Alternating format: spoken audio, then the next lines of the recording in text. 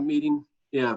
Yeah, so we will set up a meeting perhaps in 1 to 2 weeks time that would give my staff the ability to prepare the white paper. It actually covers all of the topics that the commissioners have identified. So I appreciate your providing that that information to us. We started this discussion Monday morning at my manager's meeting at 9 a.m. and we're working toward answering those questions so that we can provide perspective to all Coloradans about these sorts of issues.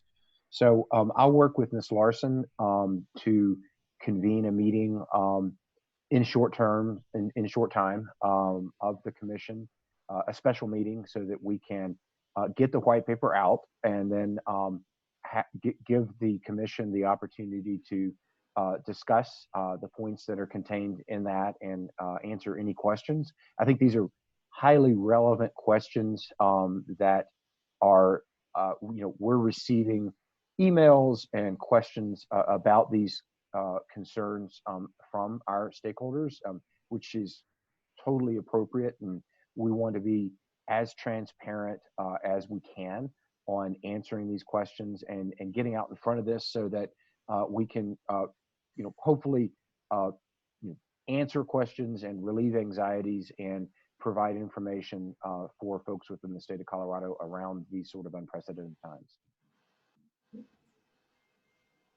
Commissioner Eaton. Thank you. I wanted to thank the director and fellow commissioners for moving forward on this issue. I think it's very important. I think I know the staff have taken a risk-based approach to the issue of orphan wells and other things, and it would be very helpful to understand how you guys are planning to proceed and perceive that the risks that these changes make. So thank you very much for that. And, I think there may be other topics that we could have similar kinds of discussions and or briefings about. One question I have for Attorney General Davenport is, you said as long as we're just discussing the white paper, does that mean could we have briefings or other things that where we're not taking any action, but we have other participants in the meeting or in that kind of special meeting situation? Mr. Davenport. Thank you, Mr. Chair, and thanks for the question. So I had an opportunity to clarify, Commissioner Eaton.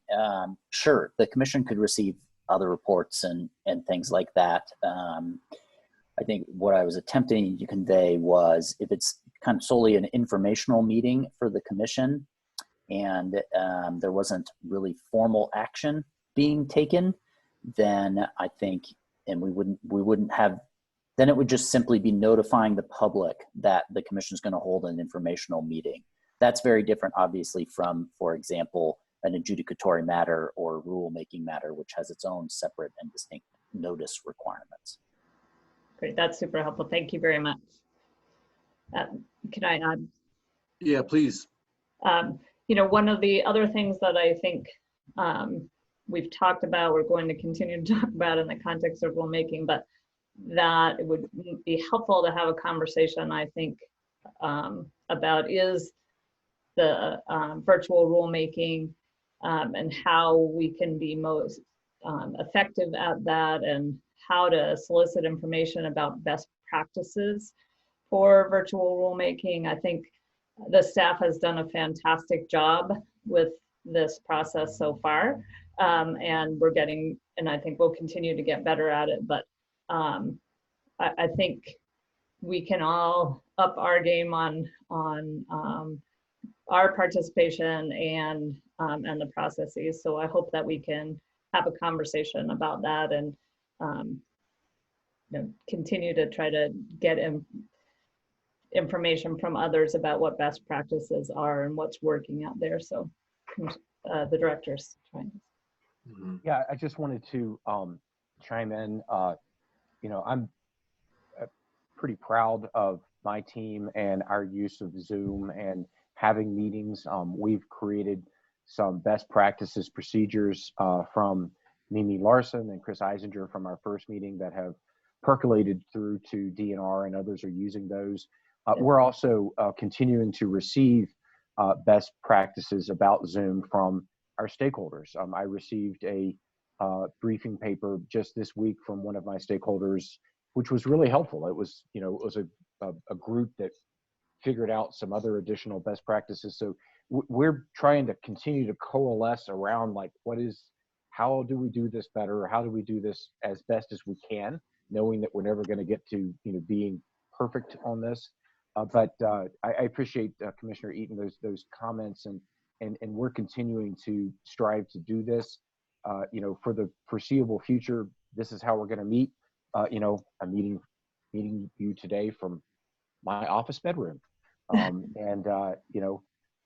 so we'll continue to strive to do this as best we can.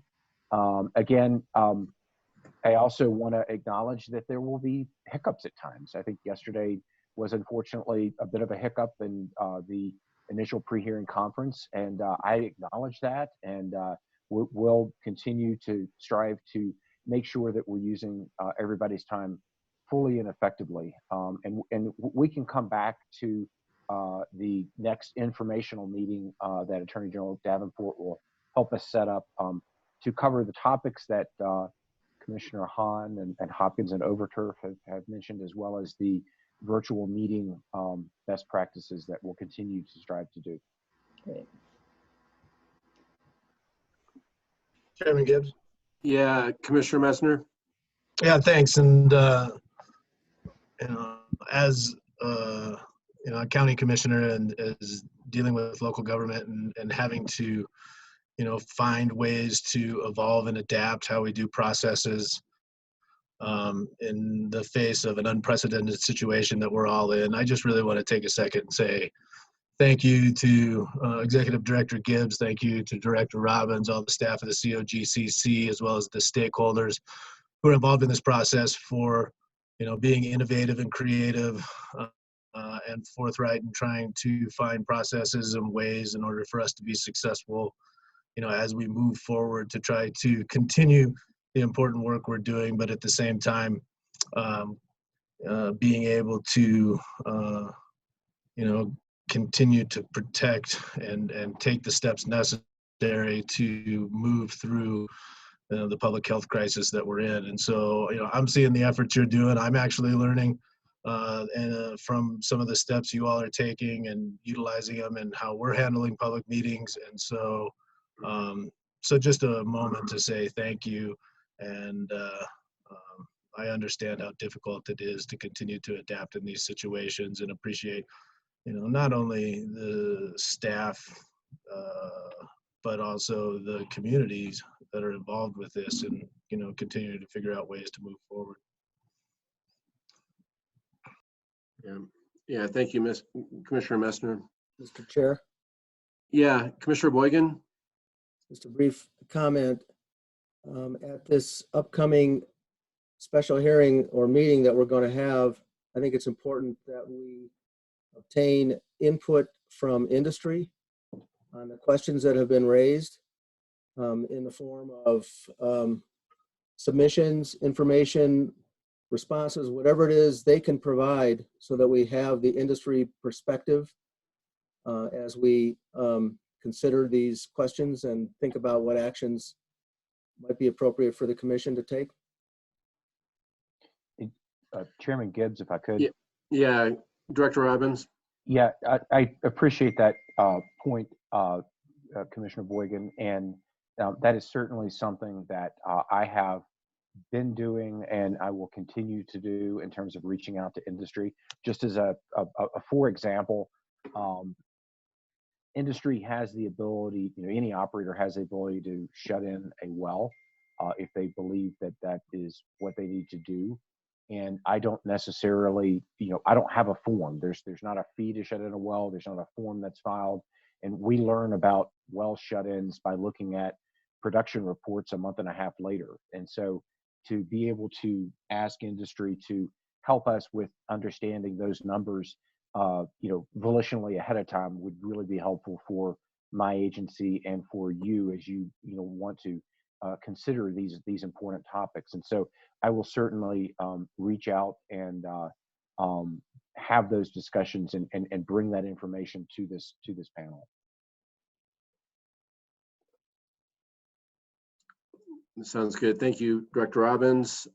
Any other commissioner comments before we move on this? And then, Director Robbins, I guess we'll get this scheduled as soon as your staff is able to pull the pieces together.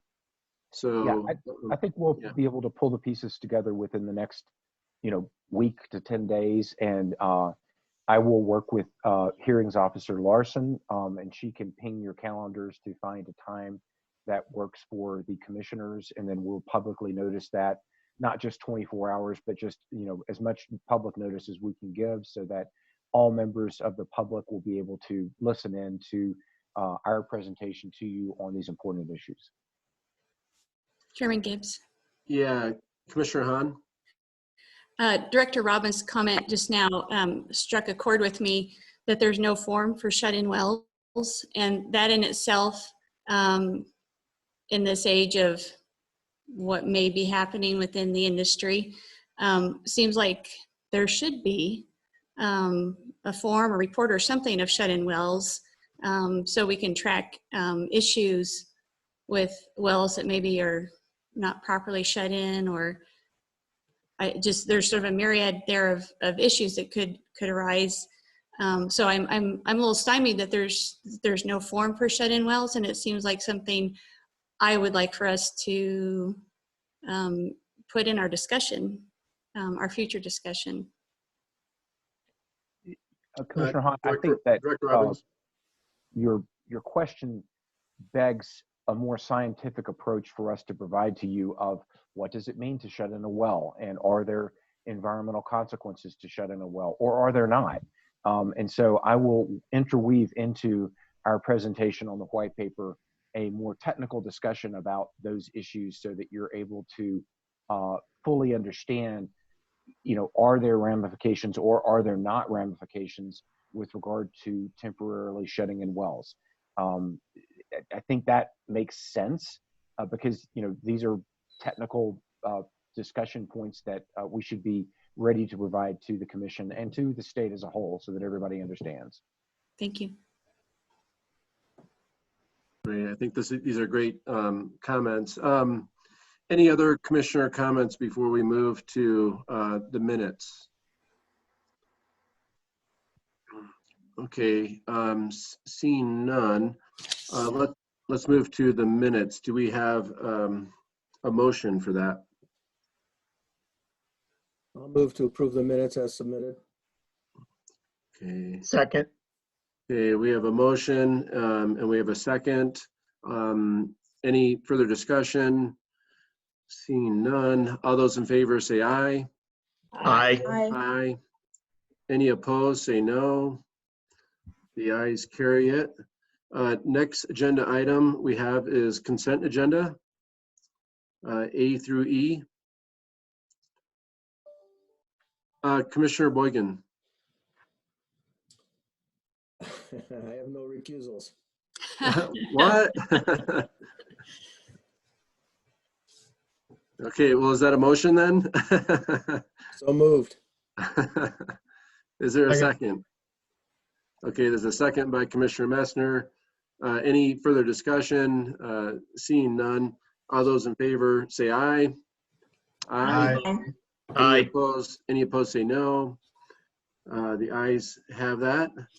Next up is we have a recommended order. Mr. Davenport?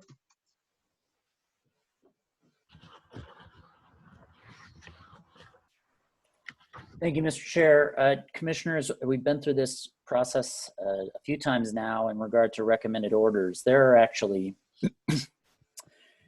kind of two different kinds of recommended orders on your agenda. The first matter listed, the 1812 01 054 55 and 56, is more of an application matter than the remainder of the matters, which are AOCs.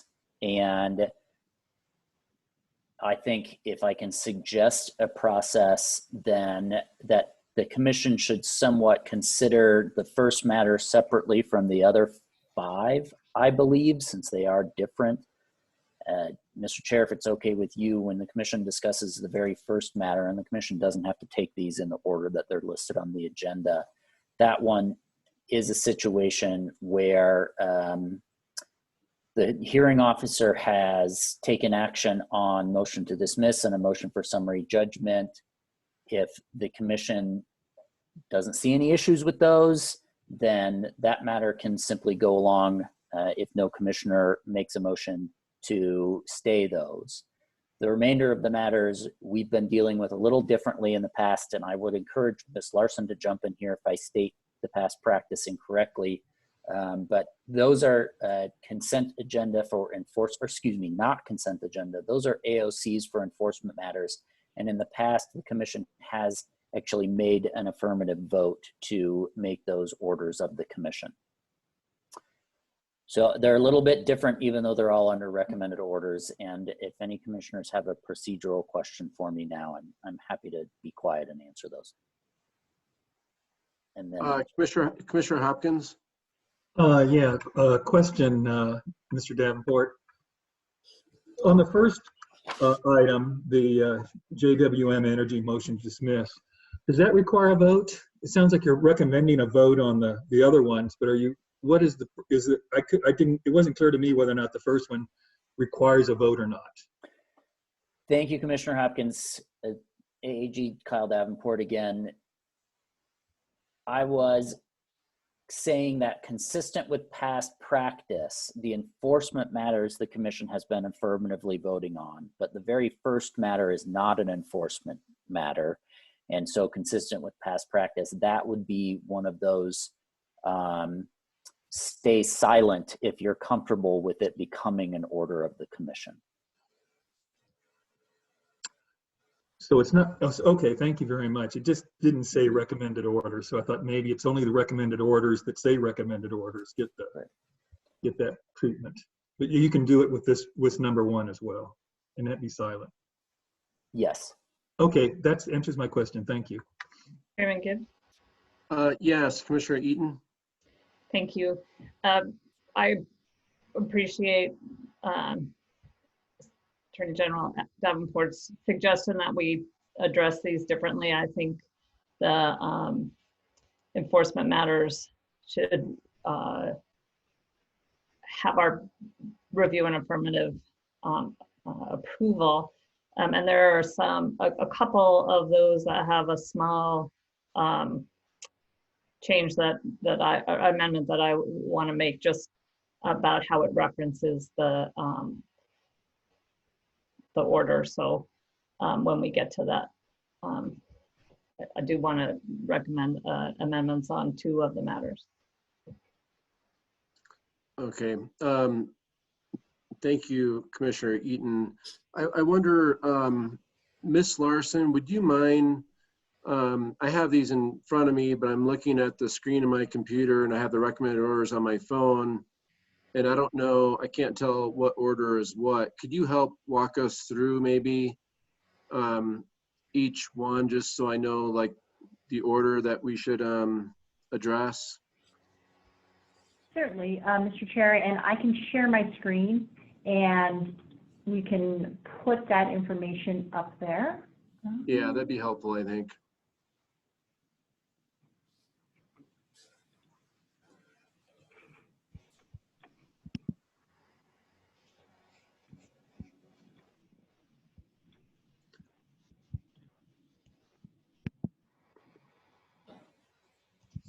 Okay, so let me see if I can make this a little larger so folks can view it more easily.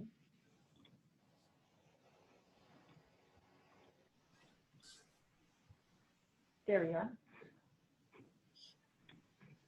That should be better. Excuse me.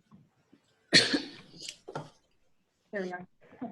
Okay. So those are the recommended orders that are in your portfolio. There are, it looks like 6 orders. Okay. Great, thank you. Okay, so we have addressed these before, so everyone sees what I see here, and we'll just, as a reminder, and Mr. Davenport, correct me if I'm wrong, but as we address recommended orders, normally silence is approval. Is that right? Thank you, Mr. Chair. Yes, that's correct. Consistent with my prior comments, that would only apply in this case to the very first matter on the screen, the 1812 docket numbers JWN and Noble. The Commission has, for the rest of the 5 matters, as they are enforcement matters, taken an affirmative vote to approve those AOCs or OFV hearing as an order of the Commission. So we do have to vote for the rest of them, but not the first one. That's right. Okay. Okay, so for the first one, Commissioner Eaton, is this the one you wanted to discuss or no? No. Okay. So we are looking at the first one here. So chime in if you have any concerns with this. If not, we will move to the next one.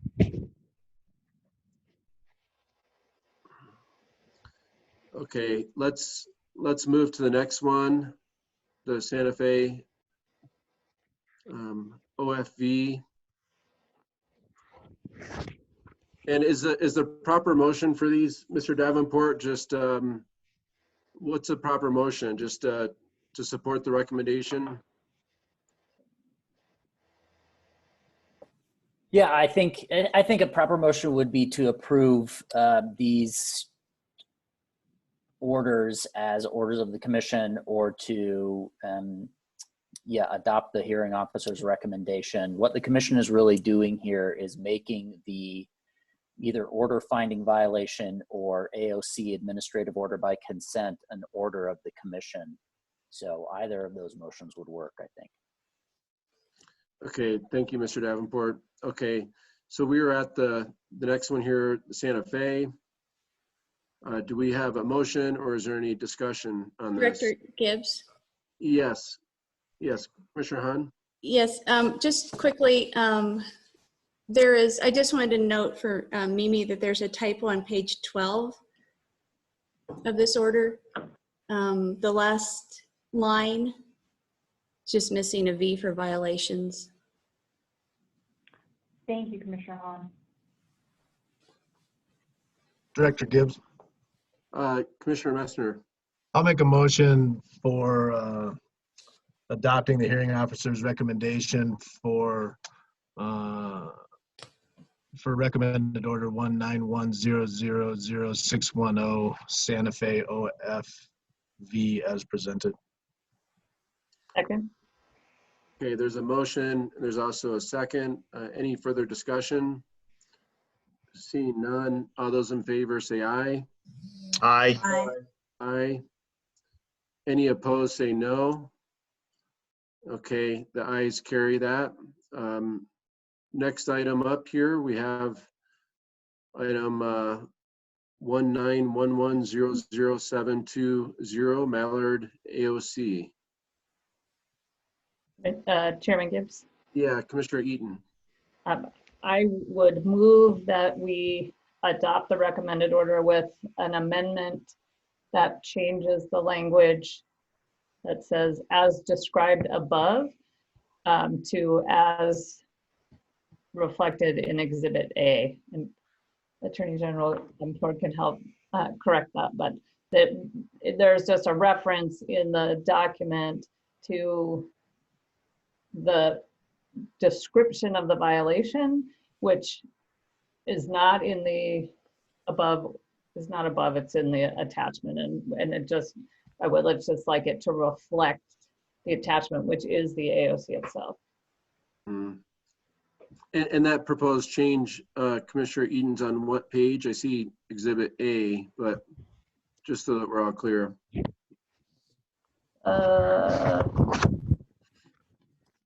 Commissioner Eaton, Commissioner Gibbs, do you mind if I jump in? Yeah, please, Mr. Davenport. Okay. And Commissioner Eaton, please correct me if I'm wrong. Commissioner Eaton's motion is to approve or to adopt the hearing officer's recommended order, which it recommends that the commission approve the AOC as an order of the commission. What Commissioner Eaton's proposed amendment to is to page 2 of the hearing officer's recommended order. So that's page 2 of the entire packet. It's paragraph 1 under section 3, the order section. And the proposed amendment, I believe, is right now the paragraph reads, Mallard is found in violation of Rule 606AH as described above. Commissioner Eaton's proposed amendment is to delete the words as described above and to replace them with as described in Exhibit A, or just simply to delete the word above and replace it with the words Exhibit A, as described in Exhibit A. Commissioner Eaton, is that correct? That is correct. Okay. Okay, any further discussion on this? Director Gibbs? Yeah, I'm sorry, Commissioner Hahn? Chairman Gibbs. I do have a question for Mr. Peskin. I remember this explosion and fire, and I remember that one of the fellows involved was very, very seriously injured, and with lifelong physical and emotional problems. And I'm wondering why, certainly I know there were several parties involved and multiple mistakes were made. But I wonder when there is so much personal damage, why the fine is only $15,000. And Mr. Chair, if I may, this is Secretary Larson. That Please. question, Commissioner Hahn, may be best directed to Mr. Farron, who is our enforcement supervisor. And I know Mr. Farron is listening in, and he would be able to direct us to an answer there, and also potentially direct us to the other enforcement officer who would be able to answer that question for you, if that's acceptable.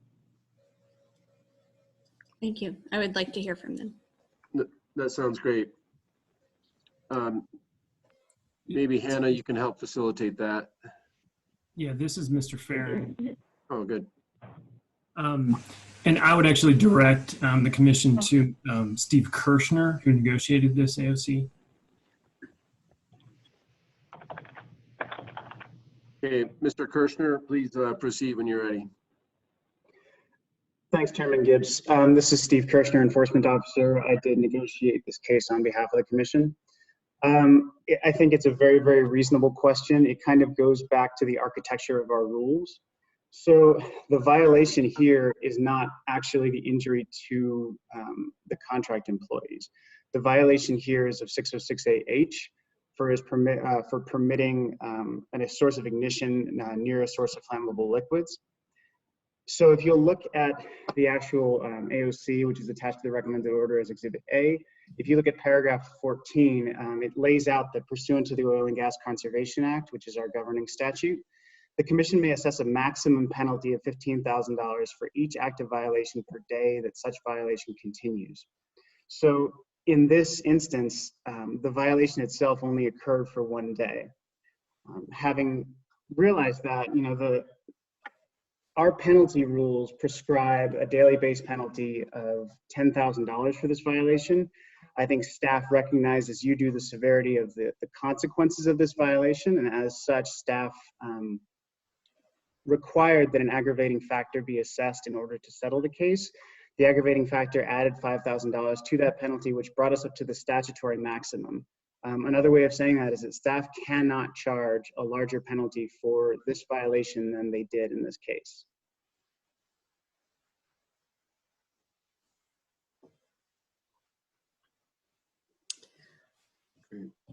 Chairman Gibbs. Yeah, Commissioner Hahn, follow up? I guess there's just seems like such disconnect because down the road here, we're going to be looking at an order that involves poor upkeep of a site, lack of reclamation, multiple citations that come to over $1 million. And so I'm trying to understand how we go from lack of reclamation being so expensive. I understand there are many days involved there, but it seems, I don't know. Can somebody help me here? Because I'm really having trouble making this make sense. Commissioner, I understand there's a lot of seeming dissonance between those two orders and those two penalty numbers. Once again, it's a function of the architecture of the rules. We're bound by statute to charge a penalty only for each day of violation. We're also bound by statute to charge a maximum of $15,000 per violation per day. Staff under the rules is not able to assess a larger penalty for this case when we have a one-day violation than we did here. In order to do that, we would have to change our governing statute and change our rules. Commissioner Hahn? Thank you. Yeah, thanks for that clarification. That's helpful.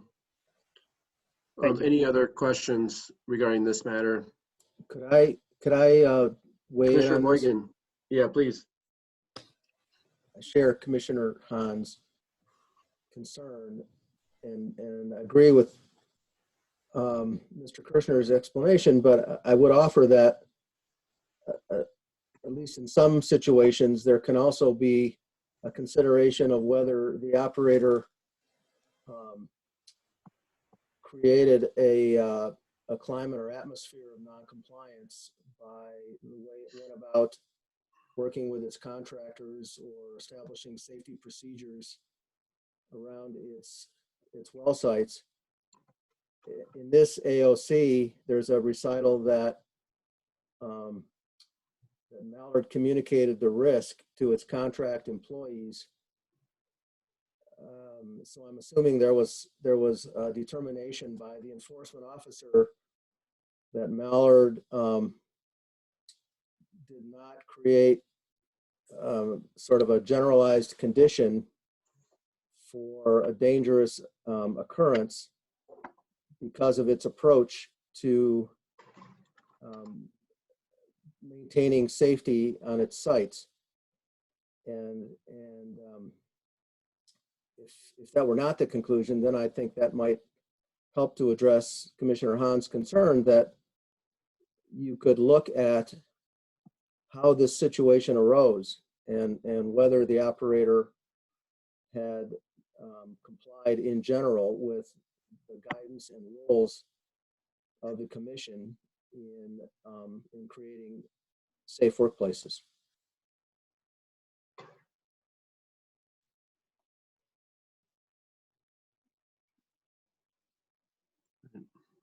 Thank you, Commissioner Boygan. Any other comments? Chairman Gibbs. Commissioner Hahn? Commissioner Hahn?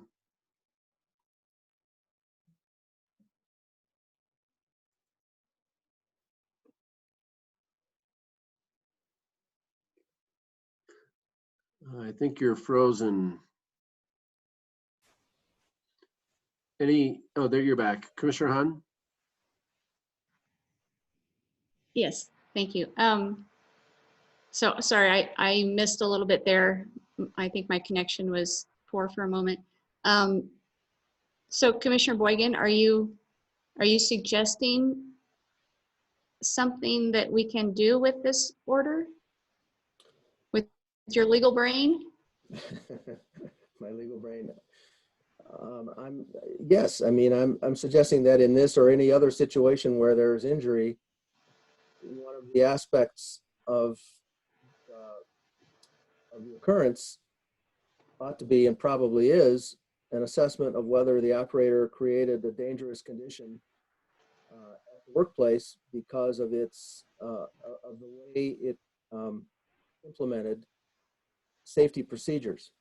And you know, I noticed that the recital includes that there was an OSHA investigation and a small fine that resulted from that. And it does seem highly incongruous to me that in a situation of serious injury resulting from a fire, there's such a minimal consequence compared to the others that you referenced, Commissioner Hahn, as an example. Not to pick on that in particular, but there's an obvious concern with the commission enforcing safety at the work site at the highest level. And so, yes, this was a single day occurrence because that was the day the accident occurred. But what was the root cause? What were the events leading up to that occurrence? And could actions have been taken beforehand that would have prevented it, that should have been taken under the commission's rules or guidance? I think staff generally looks at that, but this order doesn't reflect it, and perhaps it would be helpful for enforcement staff to educate us on how they approach that kind of assessment. Commissioner Boygan, this is Steve Kirshner, Enforcement Officer once again. As you correctly pointed out in the findings, staff did look into this, and staff did look into whether there was a culture of kind of flouting commission rules or insufficiently educating contract employees, or any evidence to suggest that Mallard Crew was creating an unsafe work environment for its contract employees. Staff found no such evidence through the negotiations in this matter, and in the pre-hearing conference, and in the ultimate hearing on this AOC before the hearing officer. Mallard did discuss at length its provisions to make sure that its contract employees knew kind of where they were working, the safety procedures for such things. And I want to stress here that if enforcement staff believed for one moment that Mallard was intentionally or recklessly or negligently creating a risky atmosphere for contract employees, you would not be seeing this AOC before you in this form. Staff would find some other way to get at those concerns. There was no evidence of any of those factors here. Thank you. Yeah, That's helpful. thank you for that clarification. And as you mentioned earlier, state statute, says you can't do, maximum penalty more than 15,000 for each violation. So that's pretty clear in terms of what state law allows you to do.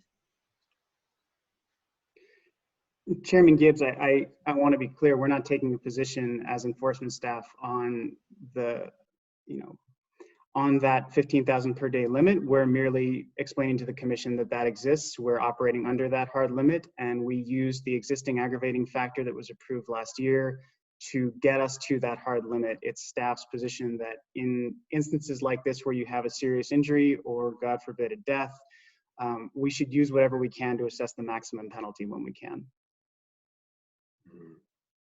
Chairman Gibbs? Yeah, Commissioner Hopkins? Yes, just a quick question for Mr. Kirchner. On item number 10, they have an OSHA report with an ID number associated with it for the penalty of $4,000 from the federal standpoint. Just a question, did you review that OSHA report, and is it consistent with what you would expect to see in terms of the behavior and that type of thing that's not a ongoing thing of negligence type of stuff? I did review it through OSHA's records online. I didn't see any evidence in that report of any kind of ongoing negligence or unsafe environment created by the operator. Okay, thank you. Chairman Gibbs. Yeah, Commissioner Hahn? So, Mr. Kirshner, under findings in number 4, it says Mallard was aware that there was a potential for flammable atmosphere within the tanks. Power tools could not be used safely on or near the tanks. Doesn't that imply that they understood that there was serious risk involved with working on those tanks? I believe that it does imply that, and the next sentence states that Mallard communicated the risk to its contract employees. For me to speculate about methods by which they can work in the tank in a safe manner, that's a little bit beyond my expertise. All we're stating with those findings is that Mallard was aware of the existing risk. This was a repurposed tank that could have residual vapors. We do we know that Mallard did communicate that risk to its contract employees, and that's kind of as far as we're willing to go with that. As I said earlier, we have no evidence that Mallard created an unsafe environment or allowed an unsafe environment to continue based on its actions. Chairman Gibbs? Mr. Chair, Yeah, Commissioner Messner. Thanks. I believe we have a motion on the table with an amendment by Commissioner Eaton. I think that amendment has been clearly indicated, so I'll go ahead and second that motion. Thank you for that second. Any further discussion? Raise your hand or wave. Okay, seeing none. Motion been made and there's a second. No further discussion that I see. Is that a hand up, Commissioner Hahn? No. No, okay, just double checking. Okay, all those in favor of the motion signify as aye. Aye. Aye. Aye. Any opposed, say no. No. Okay. The motion carries. Next item up. What? Forgive me, Chair Gibbs. I just want to clarify, this is Mimi Larson. The motion that was seconded that had been made by Commissioner Eaton was on the Santa Fe NOV. Is that correct? Or was that Mallard? That was Mallard. Okay. Thank you. Yeah. Okay. Next item up, we have item number 191200687, citation AOC. Any Mr. Chair? questions or comments? Yeah, Commissioner Overturf, please. Thank you. I have a question for enforcement staff on this matter. My question is how staff determined that it was appropriate to apply a 25% settlement discount. My recollection is that typically we extend a 10% settlement discount.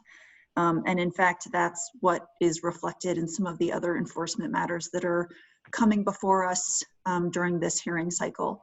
And so I would like to understand why citation was offered a 25% settlement discount. Thank you, Commissioner Overturf. This is Scott Schultz with the Colorado Attorney General's Office, representing staff in this matter. We felt, given the specific facts of this case in discussions with Citation, that the settlement discount was appropriate given Citation's attempts to fix this problem. We had extensive negotiations with Citation's counsel. We spoke with the operator a lot regarding this situation, and we felt, given the circumstances, that a 25% settlement discount was appropriate. It did come down a little bit to the 605 violation. So that's kind of where we kind of, I want to say, like horse trading, but let me see if I can.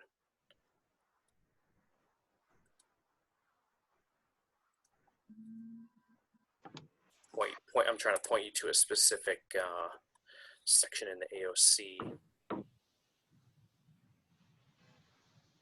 You look at paragraph 10 in the AOC. That's kind of where the horse trading went on regarding the violation, the duration, and also the settlement discount.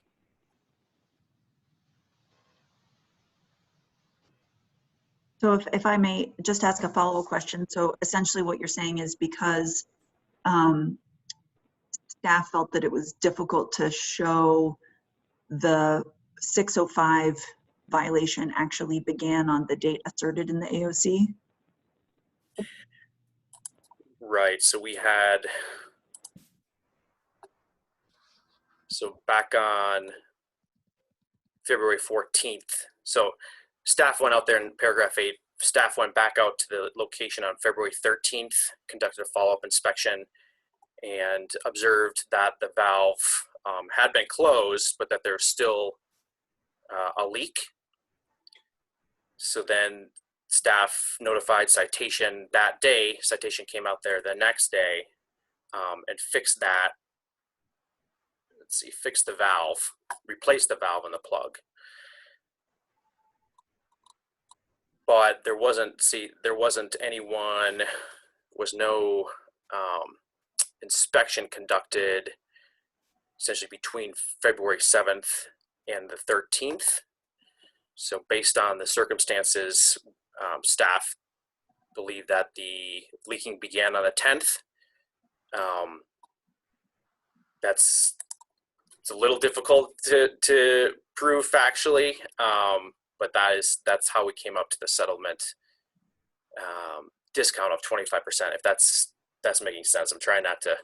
No, that's helpful. Thank you. Negotiations, but that's how we did come to that settlement discount, is kind of the duration of that 605 violation. If I can ask just one more question, my recollection from listening to the recording of the pre-hearing conference, or the hearing in this matter that was conducted before the hearing officer, that there was a question about whether staff had been out to this site to confirm that there was no additional leaking since the time that this enforcement action started, but it didn't sound like anyone was sure whether that had occurred. Has staff checked into that? Has there been a revisitation to this site to ensure that the leaking has truly stopped? I did check with staff after that question came up in the hearing. Unfortunately, staff has not been able to go out to that site again to reinspect. But we have asked Citation whether there's any leaking going on, and we do take them for the word that there is not.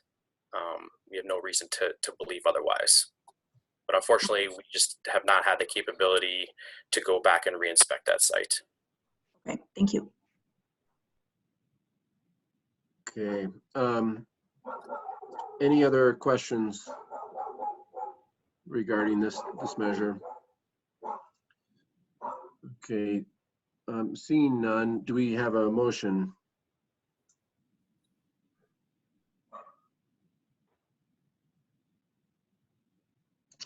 I'll move approval or adoption of the hearing officer's recommendation on item number 191200687, citation AOC, as presented. Motion's been made. Is there a second? I'll second it. Okay, there is a second.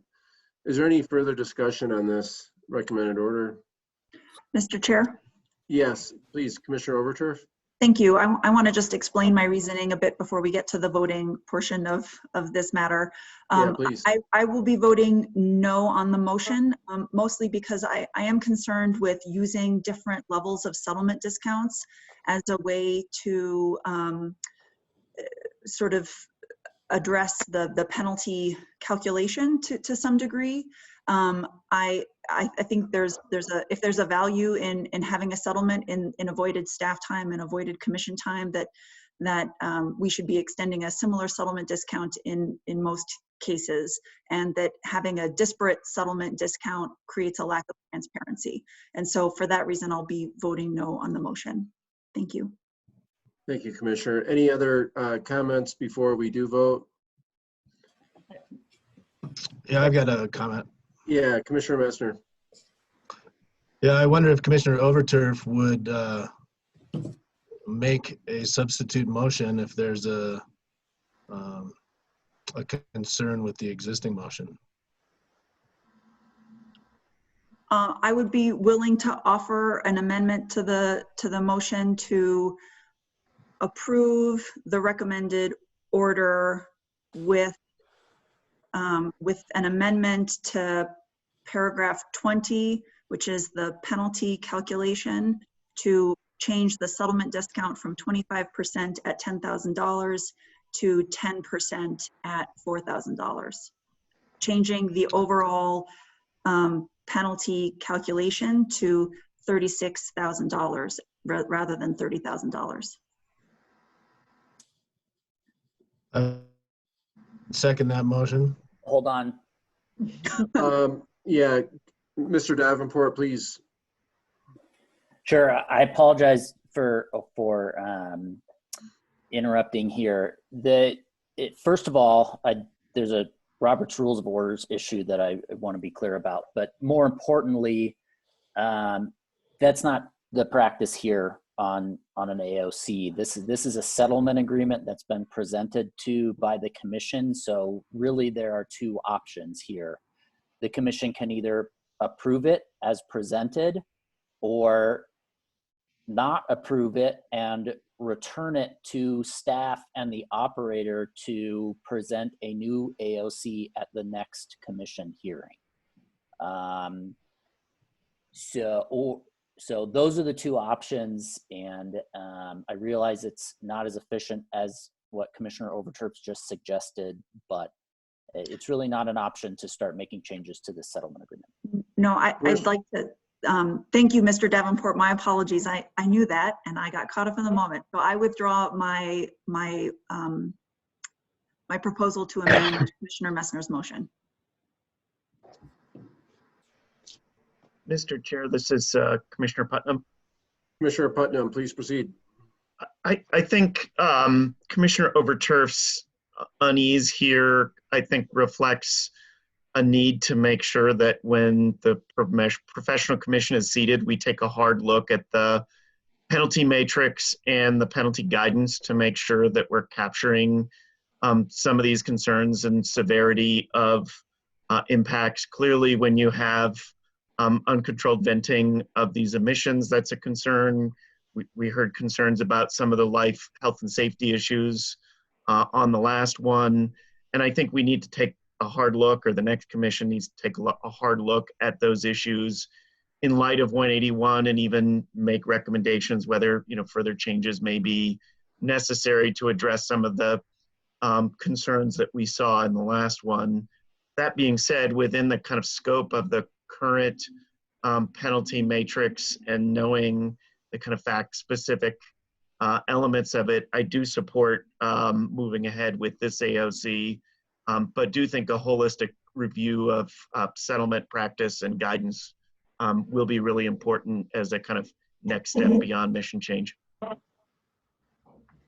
Thank you, Commissioner Putnam. Any other comments? Chairman Gibbs? Yeah, Commissioner Eaton. Thank you. I share Commissioner Putnam's and Commissioner Overturf's concerns about this. And I also was struck by this, that this is a shut-in well that had a leak. And so this is an example of something that I hope we can understand in the conversations that we're gonna have about how we approach shut-ins and other issues going forward. This it's concerning that we had a leak and then a fix that also leaked on what is essentially a shut-in well, and that I'm inclined to approve this, but recognizing the limitations that both Commissioner Putnam and Overturf have raised. Thank you, Commissioner Eaton. Any other comments before we? Mr. Chair? Yes. I just want to express my point of view that settlement by its nature is a negotiated outcome, and every circumstance is different. And so it's one thing if we're going to say that the very act of entering into an AOC entitles an operator to a blank percent discount, which is what I hear Commissioner Overturf advocating, and I'm fine with that if that's what our practice is. But I think it's a whole other situation to negotiate a resolution of a matter reflecting different views of the facts and the risks of litigation, and arriving at a negotiated outcome which may reflect a settlement of a differing percentage. I have no problem with that. I think that's done all the time in our judicial system across the country. So I don't think it's a transparency issue, but I do understand that there needs to be sort of clear procedures and guidelines. Nevertheless, I think every situation is different, and a settlement reflects that obvious circumstance. Thank you, Commissioner Boygan. Any other comments before we vote? Seeing none, Ms. Larson, will you please conduct roll call? Yes. Commissioner Boygan.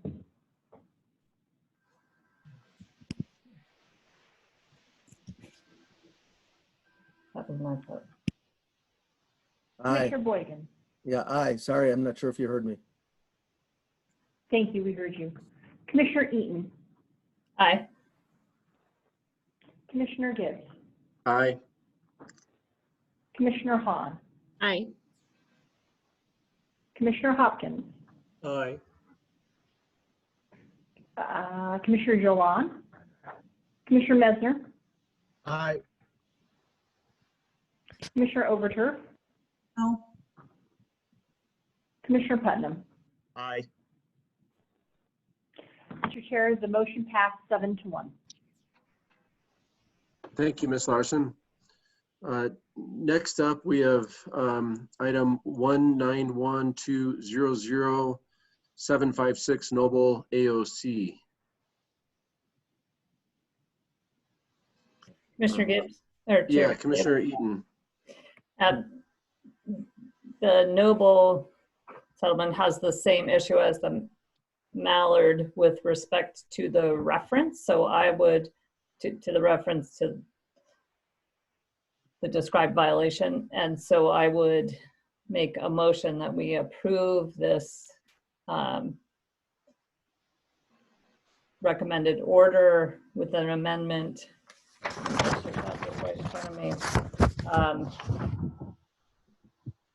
To page 2, section 3, line, or number 1, where it says Noble is found in violation of Rule 606AH as described above, to say as described in Exhibit A. Okay, thank you for that motion as well as amendment. Is there a second? Second. Okay, there is a second. Any further discussion before we vote?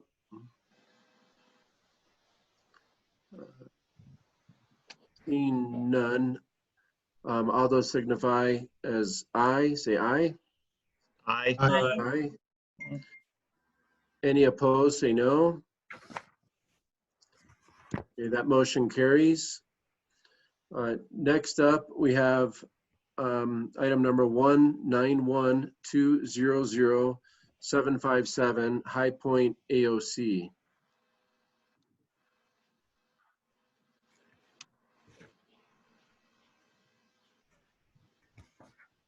Any discussion or I'll make a motion to, motion? sorry, Chairman Gibbs. Yeah, Commissioner Messner.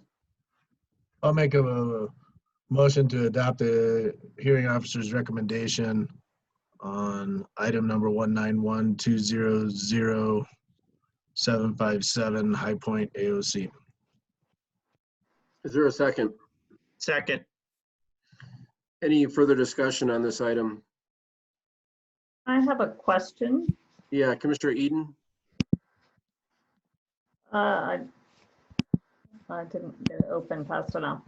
It seemed to me that there was a, and I'm trying to pull it up, there was a 50-day violation, but when you did the math, the total penalty didn't equal the amount times 50 days. So I'm just wondering about that. I'm sorry, I don't have it open here. Is the hearing officer available?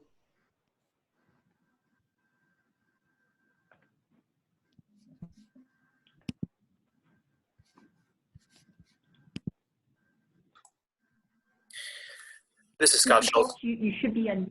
Yeah. There you go. Thank you. This is Scott Schultz with the Colorado Attorney General's Office representing staff in this matter. Commissioner Eaton, if you look at, let's see, page 2 of the AOC, and it is under little a, little 2I, you can see that we took out the days in which High Point was waiting for approval from the commission. We took those days out of the penalty calculation. We just thought out of fairness that that was the appropriate thing to do in this matter. So if you see, they waited from October 12th to October 23rd was when essentially it was with staff to approve the form. We didn't penalize High Point for that time. Okay, I appreciate that. Thank you. Yeah, Mr. Schultz, thanks for that clarification. Are there any more follow-up questions on this? We do have a motion before us, and it's been seconded. If there are no more comments on this, let's vote. All those in favor, say aye. Aye. Aye. Any opposed, say no. Okay, that motion carries. Just want to do a quick check-in for everyone. It is 10:34. Let's take a few minute break so that Director Robbins can get ready for his report on Senate Bill 181 rulemaking. So what do you all think? 5-minute break, 10-minute break? Let's just make it, let's come back at 10:45. Does that sound good? Yes, thank you. Okay, Yes. we'll take a little break now and we'll come back at 10:45. Thank you, everyone.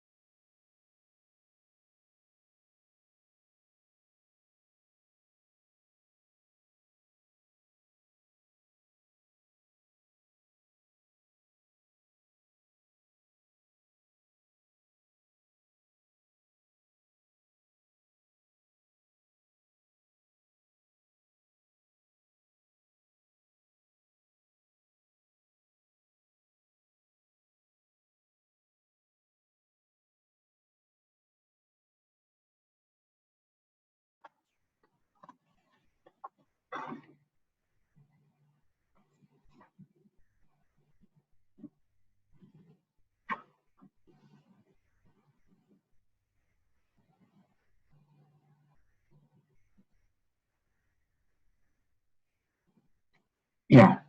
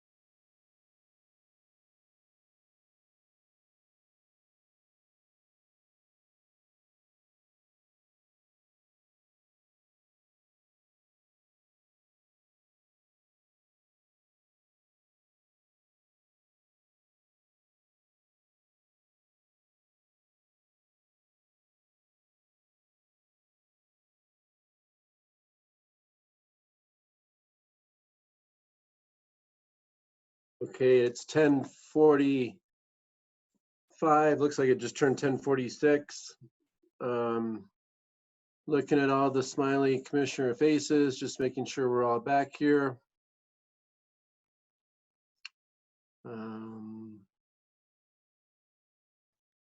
And Mr. Chair, this is Secretary Larson. We're just getting our next presentation queued up, so it'll just be a moment or two before we're able to restart. Okay, that sounds good. Just let me know when you're ready. Will do. Thank you.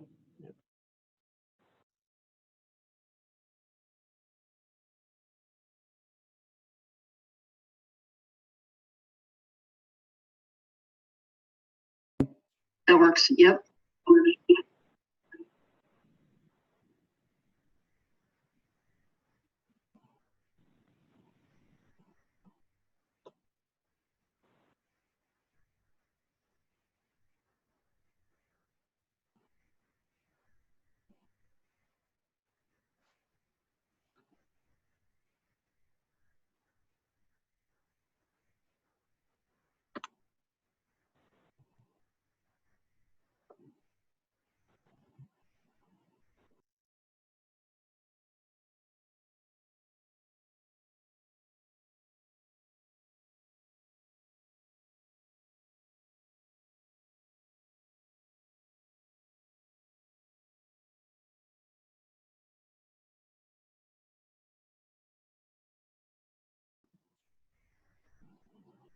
Chairman Gibbs, if you could just give us another few seconds. Mimi is going to present the PowerPoint that I have on rulemaking so that it's safe and secure. And so she's receiving that electronically from me right now.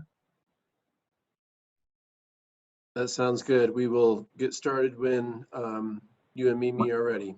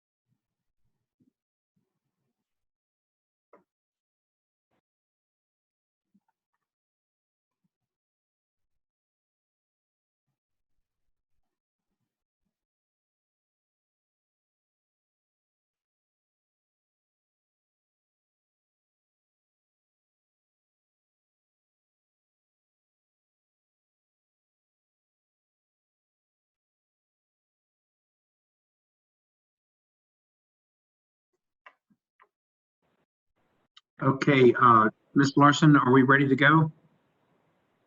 We are ready to go. I will start my share screen and you will be all set. And The floor is yours when you're ready, Jeff. okay, and Chairman Gibbs, can you hear me okay? I can, yeah. Okay, great. Just want to make sure before we jump into this. Okay, so commissioners, thank you very much for giving us the opportunity to provide you with a mission change rulemaking overview. This is to provide you perspective on where we're at with regard to mission change. Next slide, Mimi.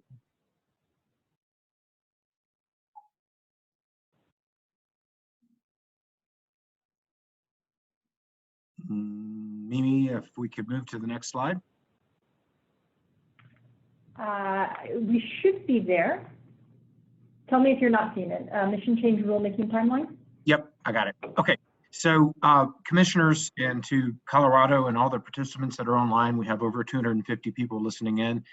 On March 15th, we provided the notice of rulemaking for the 100 through 600 series, which is a portion of mission change rulemaking to the Colorado Secretary of State. Hearings were noticed to begin today, April 29th, and to end May 29th.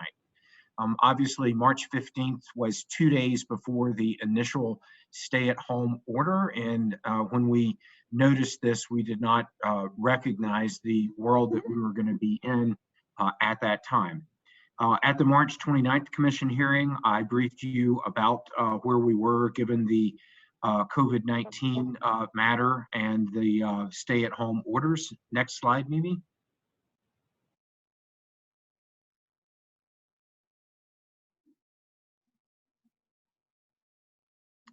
I'm still seeing the same slide. Has it changed for everybody else? I believe there's a bit of a delay on your end, Director Robbins. The share screen that I see, it does reflect the mission change rulemaking timeline with April 24th deadline as being the first bullet. Okay, give me just a sec. I'm going to try to turn off my video and maybe that will slow down my connection. Okay, so following the March 29th update, we set April 24th as the deadline to request party status. We have a historic number of parties that have provided status. We have 97 parties to the rulemaking. We held our initial pre-hearing conference yesterday. Again, apologies to the participants in that we took quite a while to get through the roll call and did not have a real good ability to do other than minimal efforts. But part of that was because we wanted to have a meeting with the commissioners today to talk about next steps relative to the calendar. Next slide. So just want to recognize that you're being pulled in various directions. We received a letter this week. It's in your public comment section, and members of the public can go to the portfolio and see these letters. Received a letter from Garfield County and 23 other communities that we needed to halt rulemaking until we could meet in person. Yesterday, we received a letter from 63 different local elected officials that we needed to move forward post-haste with rulemaking, even if it's virtual. So we're seeing the different perspectives from the various stakeholders throughout the state of Colorado. Next slide. The 800, which is the underground injection well series, the 900 around air and environmental, and the 1200 series around wildlife. We have been working hard to get those finalized. We hope to have straw dog rules around these rules the week of May 4th. So we started on March 15th with the 100 through 600 series. The 8, 9, and 12 are the final 3 series. If you bundle all that together, that is the total series for mission change rulemaking. Next slide. Transformative, yes. What we're attempting to do under 181 is to follow the mandate of 181 to move from a agency that fosters oil and gas development to one that regulates oil and gas in a manner that is protective. This is complex. These are highly technical issues. The changes to the series are difficult to hear in isolation. And what I mean by that is and we've talked about this before, it's hard to focus in on, say, the 300 series, which talks about the permitting series, without having an ability to look at the 400 series, which is the more technical areas around permitting. And so we need to look at these rulemakings in one fell swoop all together so that we can open all the series up and have discussions with stakeholders and have a rulemaking around all the series at the same time. We think that tackling these rulemakings virtually it's not preferred, but we also will work on virtual rulemaking if necessary. Next slide. So with this commission, under the statute, and the statute was created with no idea of a COVID-19 pandemic world in mind, but you served through June 30th of 2020. I am of the opinion that 8.5 weeks is not enough time to tackle mission change for this commission. And I'm sorry that I have to daylight that perspective, but I am fundamentally sound that that is indeed true. We have party filings, we have pre-hearing statements, we have responses, we have written testimony, and then we need probably 3 weeks of hearings in order to get this done right.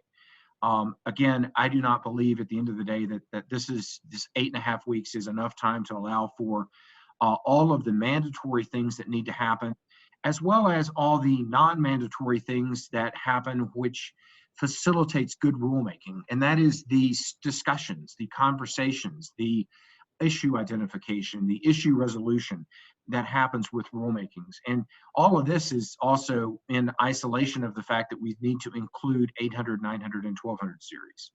So with that, next slide. I propose a schedule for commissioners to consider that is different than what we would have wanted to see. I propose a schedule that kicks rulemaking to professional commission starting once professional commission is seated in July. We propose a rulemaking timeline that establishes the course of the next month of May for initial input. This is a little different than just jumping straight into pre-hearing statements. I have held stakeholder meetings with most stakeholders involved in our rulemaking over the course of the last several months, even into the last several weeks of COVID-19 stay at home. And I have heard that there are issues that parties have identified, and then there are proposed resolutions from parties. But the one thing that has not happened is we've not had that ability to have party input together so that parties can hear from each other about issue identification. And so I propose for the month of May, we do that. And then we have meetings with parties to discuss issues, and that following that, staff would file a initial revised red line of rules, followed by a pre-hearing statement deadline of July 13th. Next slide. July 31st would be responsive pre-hearing statements. August 14th is a pre-filed written testimony. Next slide. For the 8, 9, and 12, again, we plan on initiating straw dog rules out the week of May 4th. We would do a notice of rulemaking May 22nd, request for party status May 29th, pre-hearing statements June 12th, so that we are ultimately syncing up the 1 to 600 with the 8 to 900 for one rulemaking in late August and in September. Next slide. So again, for 8, 9, and 12, responsive pre-hearing statements July 3rd, pre-filed written testimony July 20th. Next slide. And we'll have all of this proposed deadlines up on the COGCC website after this commission has had a chance to discuss the proposal that I'm making. So that would then result in commission hearings on the 1 to 600, the 8, 9, and 12. That's all of the mission change from August 24th through September 10th. This would daylight the final version of mission change rules on September 10th, which we think is an important component to have ahead of the election in November. And this would have an effective date of rules of November 1st. I would point out that we currently were working toward an effective date of rules of September 15th. And so this timeline is, at the end of the day, only a 6-week law in from September 15th to November 1st for effective date of rules. Next slide.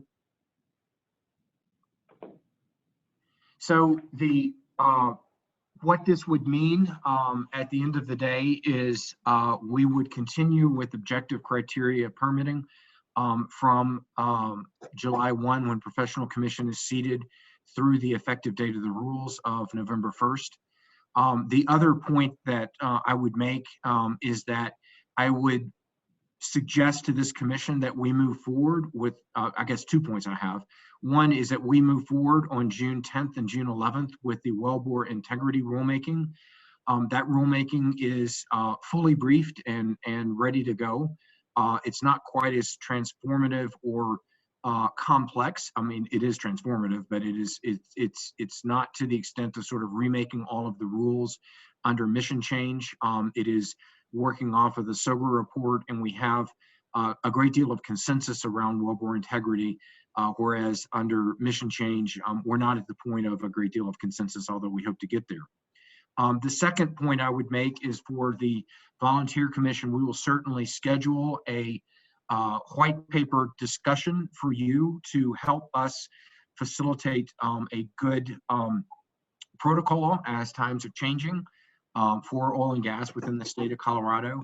And then I would also like to facilitate for volunteer commission some format to allow you to bring perspective from your involvement over the course of the last year to the professional commission. So you could provide to the professional commission a your perspective on mission change, so that we do not lose the very important component that is you, that is what you've been doing for the course of the last year.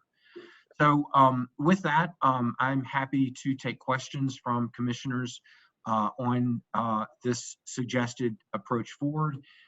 Again, I am disappointed that this is the recommendation that I feel is the right recommendation at this point, but I do think it is the appropriate recommendation.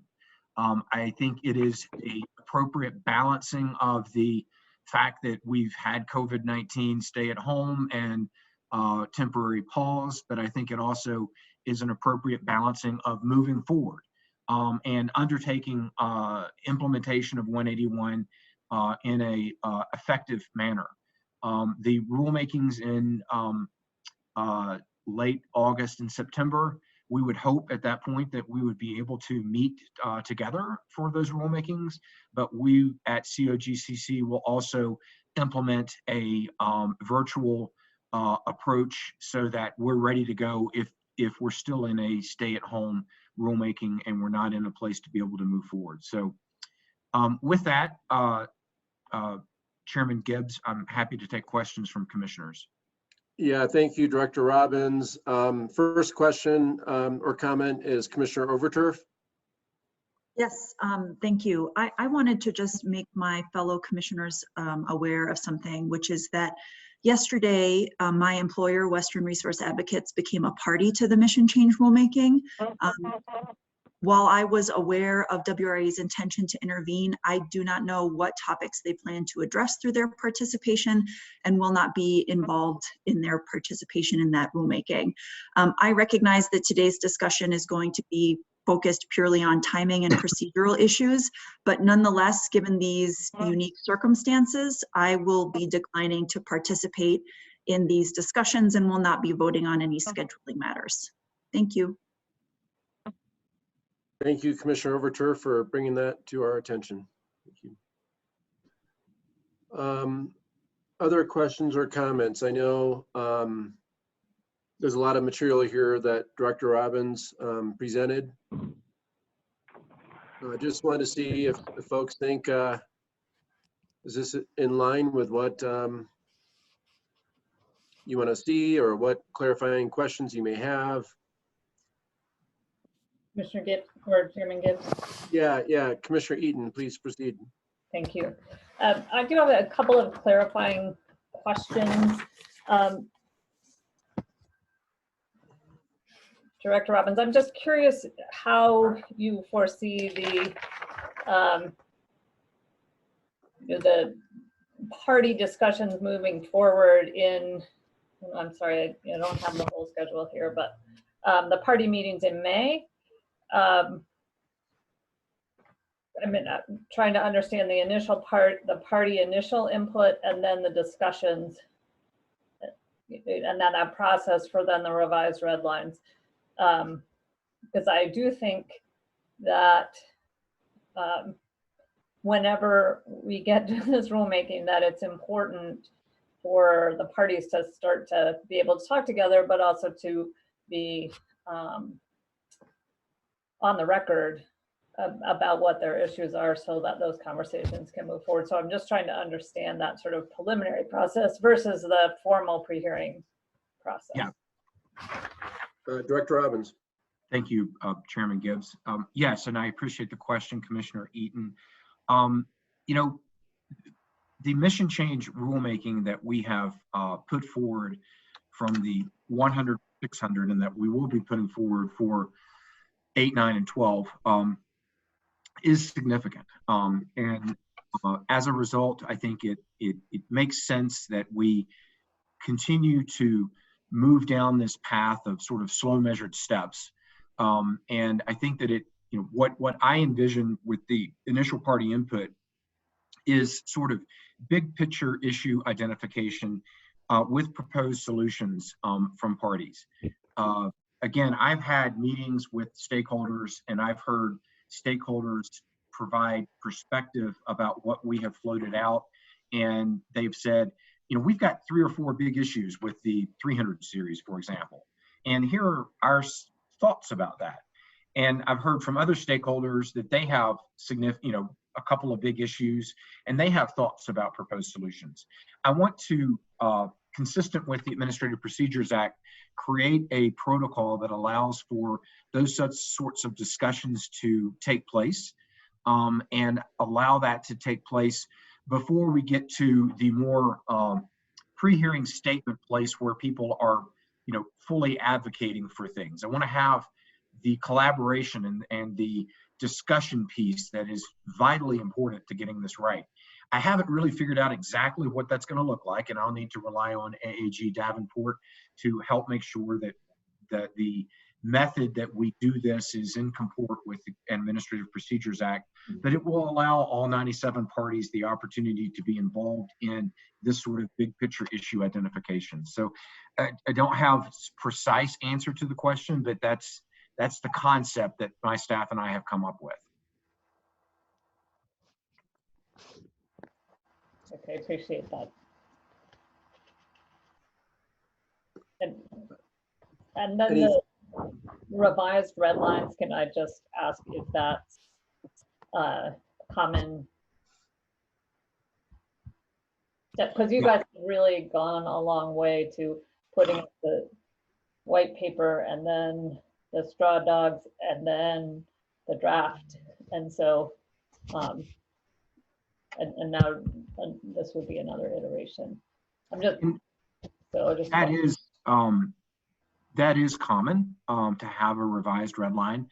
Normally, the revised red line would flow at the point where we've already had pre-hearing statements. And so what this is doing is it's allowing to have these initial issue identification discussions flowing out of that is a revised red line. And then we move into the, normal thing that people are used to, the pre-hearing statements, the responses, and then the written testimony.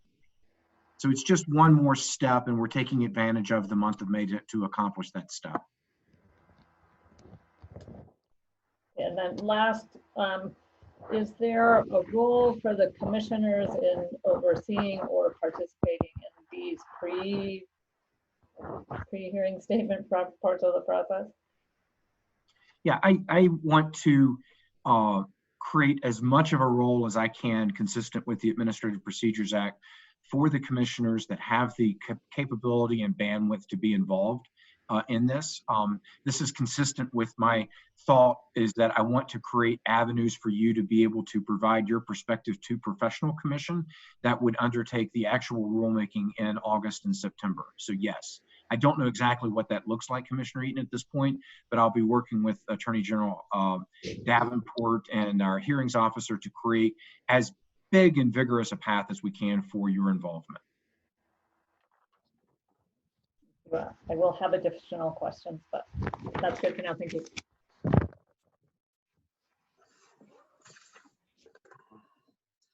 Other questions or comments?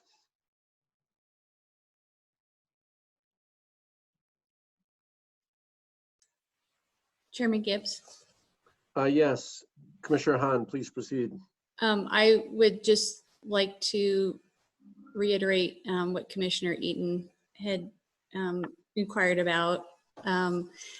Just follow up in saying that I would like to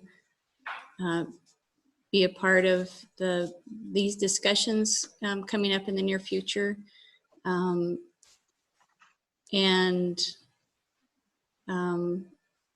help in figuring out a framework in which we can use what we have learned and the resources that have been put into this commission, so that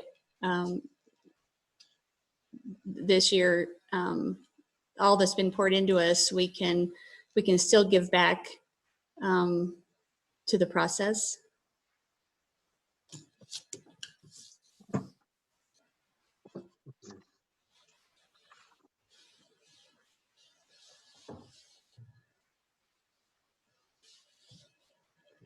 Yeah. Chairman Gibbs, if I could. Please. I note that we have, and normally we're not taking questions from the public, but there is a question that's been lodged in the chat, and it's actually a good question, and I'd like to answer it if I could. And the question is the professional group still on track to be seated July 1? And the answer is yes. Via statute, the professional commission is to be seated July 1, and via statute, the current commission will be retired on June 30th. And so I just wanted to make sure that everyone was aware that that will indeed occur. It is a statutory mandate from the Colorado legislature, and that is being worked on. Thank you, Director Robbins. Just looking through here. Chairman Gibbs? Yeah, is that Commissioner Mesner?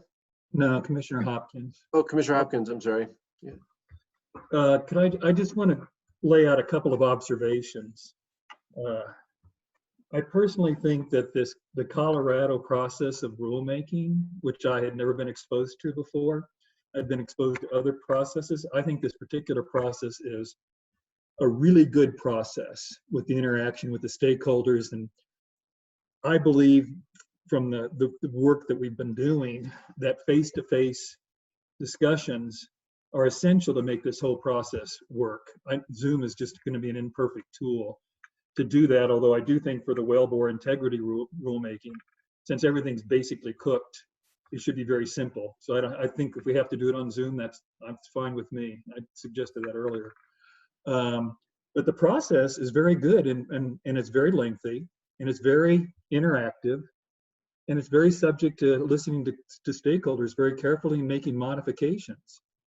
And so I really like the process, even though I didn't understand it at the beginning. So I really support with a heavy heart, because we've all put in a lot of sweat and tears and time on this.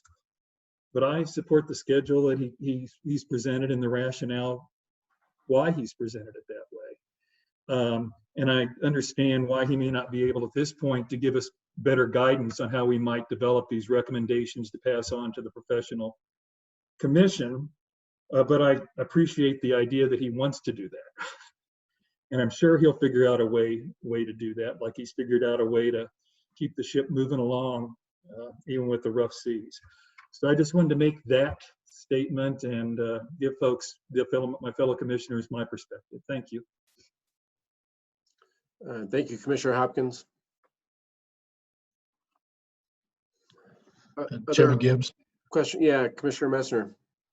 Yeah, I think Commissioner Hopkins, I think that was very well stated, because I do think this is, it's certainly unfortunate that, we're not going to be able to engage in the full body of rulemaking that we had anticipated a year ago. There is no question that, situations have evolved, and I appreciate the ability for staff to look at the situation, to come up with solutions, to be forward thinking in how we approach this, and to ensure that the rulemaking that we will be engaging with, either with ourselves as the volunteer commission, or moving forward, the work that the professional commission will be doing, has the breadth of information and interaction necessary in order to make this as good an outcome as we possibly can. And so I do support the adjustment in the timeframes, and being able to continue to move forward with what we can now and what will occur with the professional commission moving forward. So thanks for the analysis and the work in order to be able to present this. So thank you. Thank you, Commissioner Messner.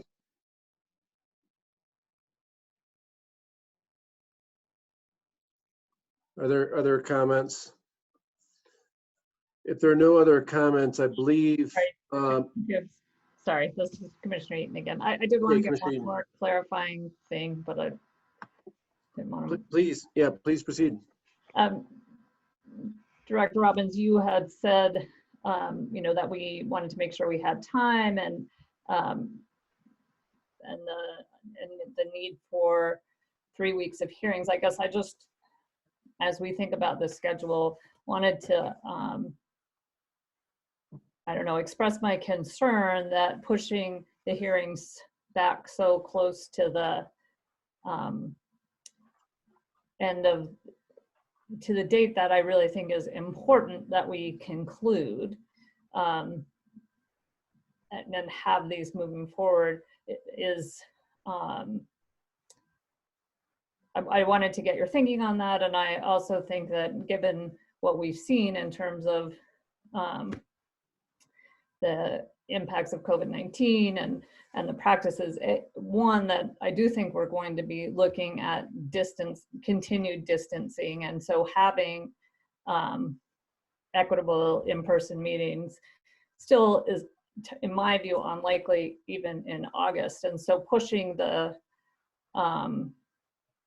hearings back on that hope, and then potentially squishing them together in a race to the finish, I think may create more problems or make more risk for actually completing these rulemakings on the schedule. So I'm interested in your perspective on that. Director Robbins. Thank you, Commissioner Eaton. We're all in unsettled times, and we all, none of us can predict what, the next week looks like, or the next few weeks. I think that, this is the best path forward, and, we would request that you make a motion to continue it along these lines, and we at the commission will facilitate being the best Zoom meetings possible if that's what we have to do, or some other virtual meeting if that's what we have to do. And hopefully that's not what we have to do, and we're able to meet face to face and tackle these big important issues in that manner. My staff and I have put a lot of thought and effort into the proposed timeline, and we will be successful under the proposed timeline, whether that is in a face-to-face meeting format with professional commission or in a not face-to-face meeting format. We will achieve success with this time frame. Mr. Chairman. Commissioner Putnam.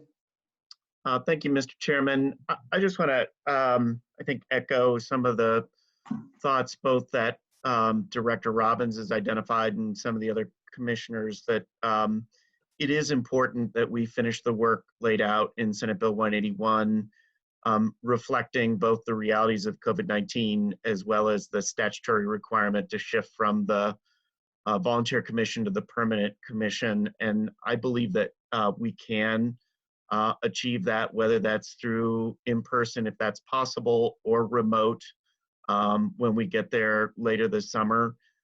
I'll observe both from this process as well as the commission meetings that we've had at CDPHE that we're actually getting more engagement from the public, from a broader section, geographically, socially, demographically, than we've had before. And I'm actually very encouraged by that.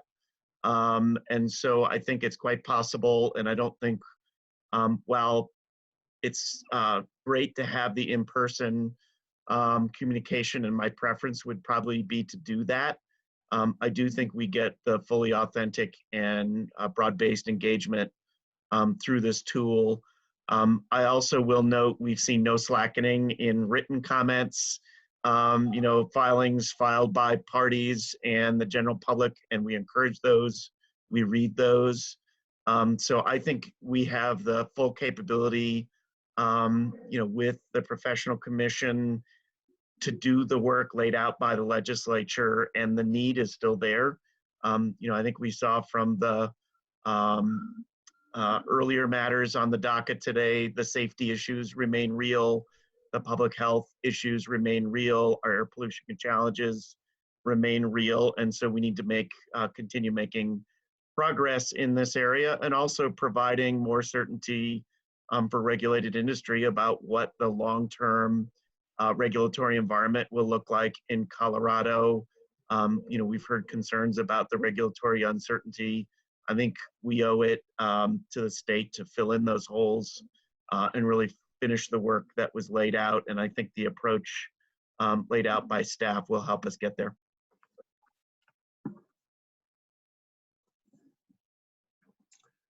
Yeah. Thank you, Commissioner Putnam.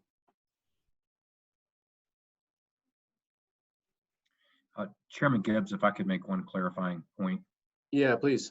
I just want to make sure that everyone is aware and while we've not fleshed out the informal input of big picture items and how that's going to be worked through, we would plan on publishing a order from the hearings officer that codifies and establishes this calendar, and that order would clearly demonstrate that the informal input over the course of the next month, that would be part of the administrative record. The 200 to 600 series has been noticed under the APA, and so we would ensure compliance with the APA through this informal input perspective, and that would be part of the administrative record. So just wanted to clarify that for everyone, all 244 participants that are online. So thank you. That's helpful. Mm-hmm.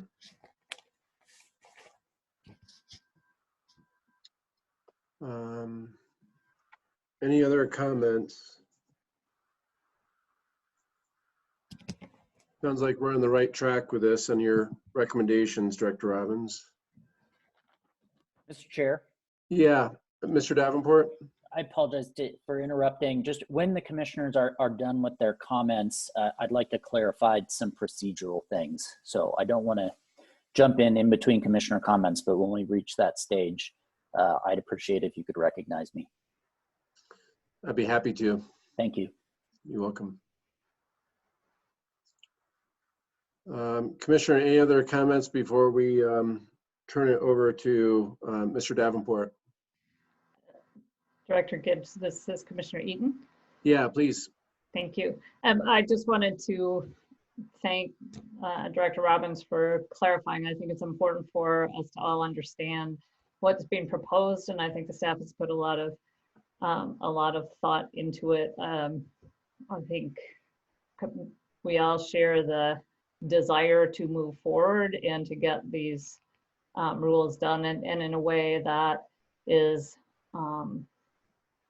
inclusive and also will put us in good stead for their long-term implementation. So I really appreciate the effort and the thinking, and want to continue to support how our efforts as a commission to move these forward and get them done. So wanted to put that thought out there. Thank you.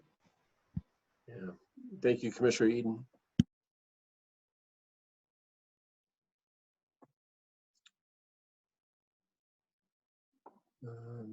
Any other comments before I turn it over to Mr. Davenport? Okay, Mr. Davenport, the floor is yours. Thank you, Mr. Chair. Commissioners, the main reason I wanted to address you and speak to you is because we do actually need a formal motion from you, and I wanted to provide some guidance on exactly what that motion should state. Before I get to that, though, I want to just clarify for everyone a comment that Commissioner Hopkins made in regard to wellbore integrity being cooked. I'm sure that that what Commissioner Hopkins was referring to is the fact that I think many of us have heard that there seems to be, in broad scope, a broad consensus on the rules that are going to be proposed to the commission. Obviously, in the sense that the commission hasn't had a hearing on these rules yet, they are not cooked at all, and the commission will still have an opportunity in June to fully consider those rules in a public hearing. And Commissioner Hopkins, I hope I clarified accurately what your intent was when you said that the rules, wellbore integrity rules, were cooked. Oh, yes. Okay. Thank you very much for that clarification. Thank you. Returning now to the mission change, commissioners, for compliance with the APA, what we need from you today is a formal motion to continue the mission change rulemaking. And as you heard, the director recommends the dates of August 24th through September 10th, 2020. We need that for compliance with the APA. There are a number of deadlines that are driven by the actual specific date of hearing. And I recommend that you make a motion today for that compliance. I do not recommend that you make a motion that formally approves the various deadlines that the director proposed. As the director said, the hearing officer will issue a case management order that sets forth those deadlines. But in my view, there may need to be some flexibility for those dates to maybe move 1 week or the other in one direction or the other. And if you formally adopt that schedule, I think the hearing officer may lose some flexibility. I do recommend also that in order to provide some flexibility, the motion that you make include that the hearing on mission change may be conducted electronically, just to provide, if appropriate, some flexibility in the ways and means that that hearing will be conducted. So if you are inclined to move in accordance with the director's recommendation, you can use the following motion, which is a motion to continue the hearing for docket number 2003-00071, that is the mission change rulemaking, to August 24th through September 10th, 2020, and to authorize conducting that hearing either partially or completely through electronic means as appropriate.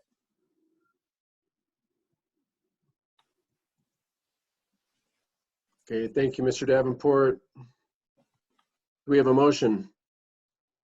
So moved. Okay, Second. Motion's been made. There is a second. Is there any further discussion on this? Seeing none, all those in favor signify as aye. Aye. Aye. Any opposed, say no. This motion carries. So this is all that we have before us today, unless I'm missing something. Director Robbins or Ms. Larson? You're correct, Chair Gibbs. That concludes the agenda. Okay. Chairman Gibbs, if I could just provide my thanks to the commission for consideration of this. The state of Colorado owes all of you a, hearty thanks for all you've done to date and what you will continue to do between now and the expiration of your term. And so I just really thank you for the time and effort that you've put into all the work that you're doing and that you're going to do. So appreciate that. Virtual. I second that. Thank you, everyone. Sure. Okay, I believe we need to have a motion to formally adjourn. Mr. Chair, I move that we adjourn this meeting. Second? Okay, a motion's been made. There's a second. Any further discussion on that motion? Seeing none, all those in favor say aye. Aye. Aye. Any opposed, say no. Okay, we will adjourn. Thank you so much, everyone. Thanks, everybody. Thank you. Thank you.